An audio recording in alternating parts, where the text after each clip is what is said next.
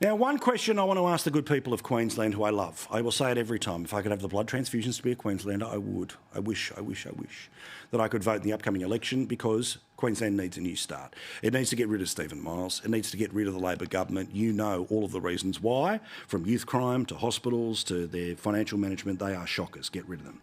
And every poll tells us to this point that, yeah, that's probably going to be the case. They could lose as many as 20-something seats. It would blast them right back into opposition. Not as bad, of course, as the Anna Bligh loss a few years ago. But Stephen Miles, well, he believes that he's got a special idea here.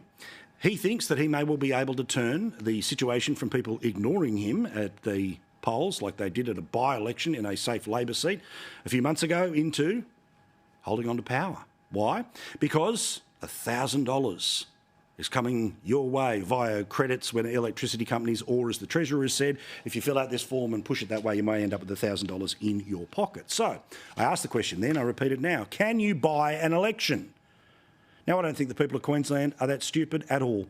I think that they would take the money and still vote the other way. But the unions are doing their bit to try to change the narrative that they've already bottomed out.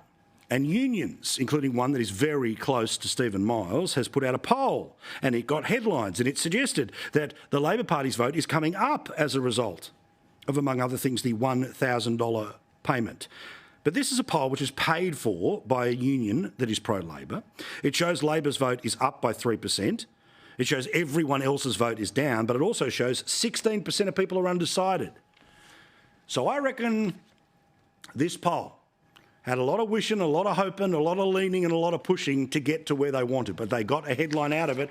And if they got a headline out of it, well, that's the whole point of politics, to try to change the narrative.